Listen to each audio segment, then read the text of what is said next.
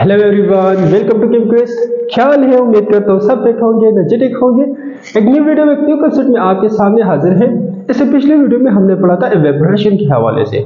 आज पढ़ेंगे vapour pressure. Vapour pressure क्या है और ऐसे कौन कौन से फैक्टर्स हैं जो कि वेपर प्रेशर को इफेक्ट करते हैं। ठीक है, जितने भी कॉम्पिटिटिव एग्जाम है और उसमें जितने भी एमसीक्यूज टाइप क्वेश्चन आते हैं तो वो एमसीक्यूज इसी फैक्टर से बनाए जाते हैं।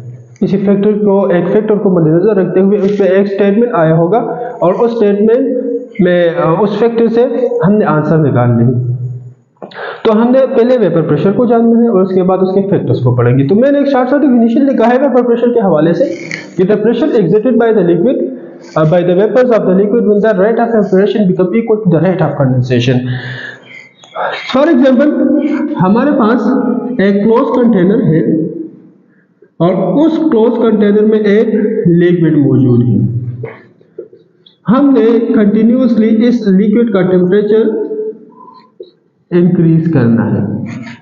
ठीक है, इससे पहले हमने इवेपोरेशन पढ़ा था। इवेपोरेशन में हमने ये पढ़ा था कि जो लिक्विड है उस लिक्विड के मॉलिक्यूल कॉन्स्टेंटली मोशन में है। हर एक लिक्विड, हर एक मॉलिक्यूल जो है वो उसके अपने काइनेटिक एनर्जी है। तो जिस मॉलिक्यूल की काइनेटिक एनर्जी ज्यादा है वो सरफेस पे आके उस लिक्विड से वेपर्स में कन्वर्ट होता है। ठीक है जी, तो जो मॉलिक्यूल लिक्विड से वेपर्स में कन्वर्ट होते हैं due to its high kinetic energy, उसको हम क्या कहते हैं? उसको हम कहते थे इवेपोरेशन। तो यहां पर भी यही प्रोसेस होगा। फॉर एग्जांपल ये लिक्विड है और यहाँ पर जो हाई काइनेटिक एनर्जी वाले मॉलिक्यूल है वो कन्वर्ट होते हैं किस चीज में? वेपर्स में। तो इसको हम क्या कहेंगे? इवेपोरेशन। मतलब ये है कि वेपर प्रेशर में सबसे पहले होगा इवेपोरेशन। हमें पता है इवेपोरेशन का रेट जो है सबसे पहले काफी तेज होगा। तो यहाँ पर जो वेपर्स बनेंगे, ये वेपर्स यहाँ पर इस क्लोज कंटेनर, यहाँ पर जो ढक्कन मौजूद है यहाँ पर वो सारे कनेक्ट हो जाएंगे। जब वेपर्स की मिकदार ज्यादा होती है तो वो कंडेंस होना शुरू कर देते हैं। अब ये वेपर्स क्या होंगे? कंडेंस होंगे। क्या होंगे? कंडेंस। ठीक है जी, तो मतलब यहाँ पर दो प्रोसेस हो रहे हैं, एक है इवेपोरेशन और दूसरा है कंडेंसेशन। कंडेंसेशन वो प्रोसेस है जिसमें वेपर्स मॉलिक्यूल लिक्विड में कन्वर्ट होते हैं। इवेपोरेशन वो मॉलिक्यूल है, वो प्रोसेस है जिसमें लिक्विड मॉलिक्यूल वेपर्स में कन्वर्ट होते हैं। ठीक है जी, तो यहाँ पर दो प्रोसेस है। अब हमें उस स्टेज को देखना है जिसमें रेट ऑफ इवेपोरेशन और रेट ऑफ कंडेंसेशन दोनों इक्वल हो जाए। अब सबसे पहले इवेपोरेशन का रेट बहुत ही ज्यादा तेज होगा, कंडेंसेशन कम होगा। कंडेंसेशन का रेट क्यों कम होगा? क्योंकि वेपर्स कम बनेंगे। पहले कम होते, धीरे धीरे कुछ टाइम बाद वेपर्स जो है वो ज्यादा हो जाते हैं। ज्यादा हो जाने की वजह से कंडेंसेशन प्रोसेस भी तेज हो जाता है।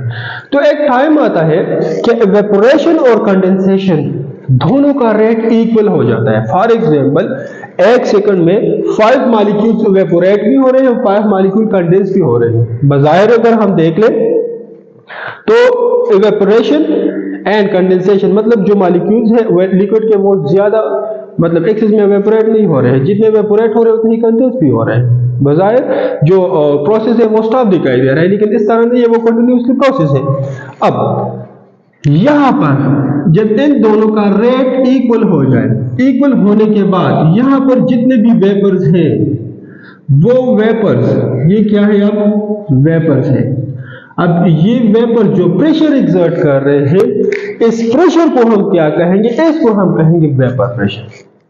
Vapour pressure is basically the pressure of a vapours. Vapours ही प्रेशर अप्लाई करेंगे, लेकिन कब अप्लाई करेंगे? जब इवेपोरेशन एंड कंडेंसेशन दोनों का रेट इक्वल हो जाए। उस पॉइंट पर जो वेपर्स प्रेशर एक्सर्ट कर रहे हैं उस प्रेशर को हम क्या कहेंगे? वेपर प्रेशर कहेंगे। ठीक है जी, आगे जाएंगे उसके फैक्टर्स की तरफ। ऐसे कौन कौन से फैक्टर्स हैं जो कि वेपर प्रेशर को इफेक्ट करते हैं?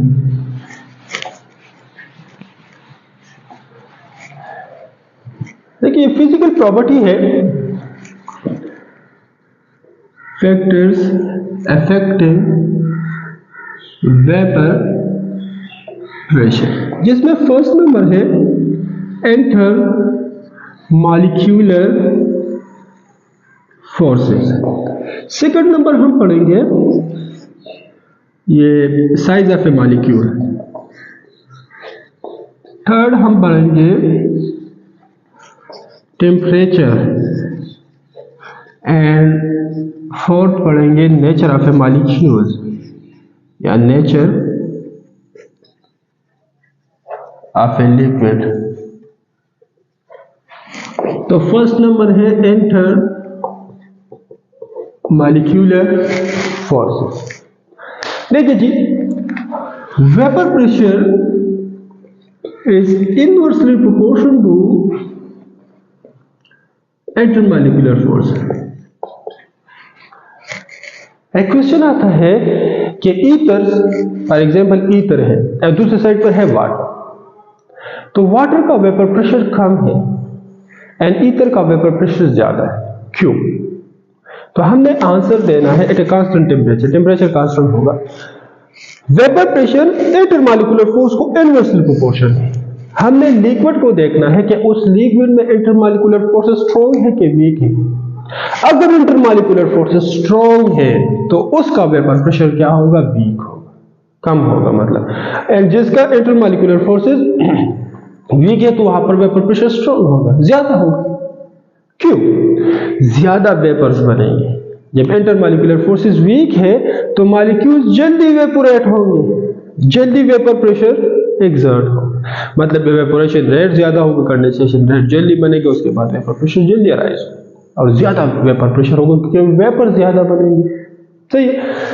अच्छा, अगर हम for example at constant temperature यहां पर वाटर ले लें, यहां पर ईथर ले लें, दोनों का सेम वॉल्यूम ले लें कांस्टेंट टेम्परेचर पे। अब वाटर का जो वेपर प्रेशर है वो लो है एंड जो ईथर का वेपर प्रेशर है वो हाई है। रीजन हम ये देंगे कि यहां पर जो इंटरमॉलिक्यूलर फोर्स है वो है हाइड्रोजन बॉन्डिंग एंड यहां पर जो इंटरमॉलिक्यूलर फोर्सेस है वो है London dispersion forces. London dispersion forces are much weaker than hydrogen bonding. तो वाटर का वेपर प्रेशर इसलिए कम है क्योंकि वहां पर इंटरमॉलिक्यूलर फोर्स स्ट्रॉन्ग है। ठीक है जी, तो हमने फर्स्ट जो फैक्टर्स है इंटरमॉलिक्यूलर फोर्स को देखना है। सेकंड हम जाएंगे साइज ऑफ ए मॉलिक्यूल की तरफ। मॉलिक्यूल का size, size of a molecule, हमने मॉलिक्यूल के साइज को देखा। Vapour pressure is inversely proportional to size of a molecule। किस तरह? देखिए, अगर मॉलिक्यूल का साइज ज्यादा होगा, लार्ज होगा, तो वहां पर इंटरमॉलिक्यूलर फोर्स स्ट्रॉन्ग होगा। लंडन डिस्पर्शन फोर्सेस अगर आप लोगों को याद हो, फॉर एग्जांपल अगर मैं एक लूं CH4 एंड दूसरी साइड पर ले लूं C2H6, दोनों अल्केन है, ठीक है जी। लेकिन अगर इसको हम लिक्विफाई करें एंड इसके वेपर प्रेशर को देखें एंड इसको लिक्विफाई करके इसके वेपर प्रेशर को देखें, तो इन दोनों में इसका वेपर प्रेशर कम होगा, इसका वेपर प्रेशर ज्यादा होगा। कम वेपर प्रेशर इसलिए होगा क्योंकि इस मॉलिक्यूल का साइज ज्यादा है। साइज ज्यादा है तो लंडन डिस्पर्शन फोर्स ज्यादा है। फर्स्ट फैक्टर की तरफ जाएंगे। This factor is indirectly to intermolecular forces. ये इनडायरेक्ट है, डायरेक्टली नहीं। Size of a molecule, size of molecule से मुराद intermolecular forces. Intermolecular forces strong है तो वेपर प्रेशर ऑटोमेटिकली कम होगा। Third one, the most important, that is temperature. Temperature जो है वो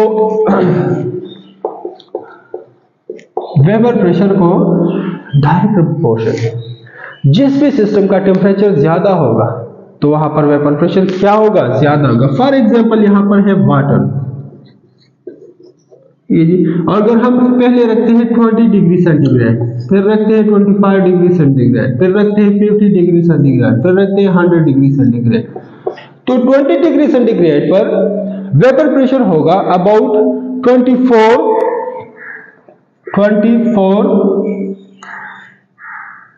mmHg। 20 डिग्री सेंटीग्रेड पर वाटर का जो वेपर प्रेशर होगा वो होगा 24 डिग्री सेंटीग्रेड।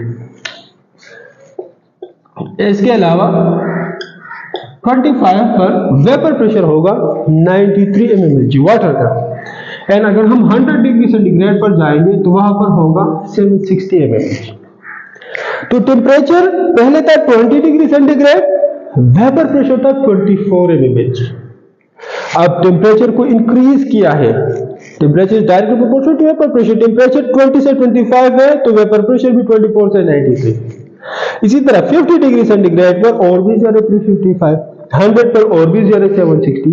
ठीक है जी, तो हम कहेंगे कि vapour pressure direct proportional to temperature. Last में एक रहता है nature of a liquid, liquid के नेचर। ठीक है जी, तो हमने देखना है कि जिस भी लिक्विड का बॉइलिंग पॉइंट ज्यादा है तो उसका वेपर प्रेशर क्या होगा, कम होगा। हमने लिक्विड के नेचर को देख के हमने उसके बॉइलिंग पॉइंट की तरफ जाना है। जिस भी लिक्विड का बॉइलिंग पॉइंट ज्यादा है तो इट्स मीन उस लिक्विड का वेपर प्रेशर क्या होगा, कम होगा। जिसका बॉइलिंग पॉइंट कम है वहां पर वेपर प्रेशर क्या होगा, ज्यादा होगा। ये थी आज की वीडियो। इस वीडियो में आपको जो भी क्वेश्चन है, जो भी क्वेरीज है, जो भी मुश्किलात है, आपको आप काइंडली कमेंट सेक्शन में जरूर बताएं। बेटे इसलिए है ताकि आपकी क्वेश्चन को, आपकी क्वेरीज को, आपकी प्रॉब्लम्स को, आपकी जितने भी मुश्किलात है उसको हल कर सके। इंशाल्लाह मिलेंगे नेक्स्ट वीडियो में नेक्स्ट कंसेप्ट के साथ। तब तक के लिए इजाजत दीजिए। अल्लाह हाफिज़। Thank you very much.